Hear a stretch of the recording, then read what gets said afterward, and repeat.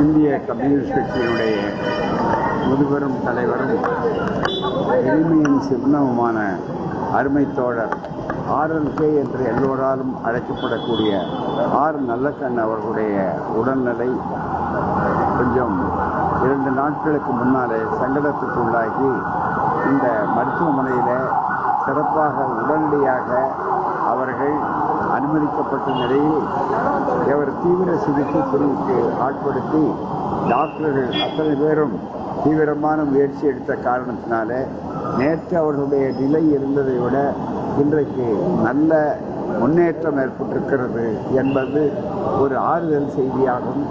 ஆகவே இந்த முன்னேற்றத்தை தொடர்ந்து அவர் விரைவில் நலமடைந்து மீண்டும் தன்னுடைய இல்லத்துக்கு திரும்புவார் என்ற நம்பிக்கை நம் அனைவருக்கும் இருக்கிறது. அத்தனை முயற்சிகளையும் மருத்துவமனையில் இருக்கிற மருத்துவர்கள் டாக்டர்கள் அத்தனை பேரும் சிறப்பாக நடத்தி கொண்டிருக்கிறார் சார். இப்போ என்பது ஆறுதலான ஒரு செய்தி. வெண்டிலேட்டர் தான் இருக்கிறாங்களா சார்? வெண்டிலேட்டர் சிகிச்சை தானா? இப்போ இல்லை, வெண்டிலேட்டரில் இருக்கிறது நல்ல அளவுக்கு இம்ப்ரூவ் ஆகிருக்கு. அதனால் தாராளமாக நல்ல ஒரு நம்பிக்கை தரக்கூடிய அளவிற்கு நிலைமைகள் இருக்கிறது என்பது ஒரு தெம்பூட்டக்கூடிய ஒரு செய்தியாகும்.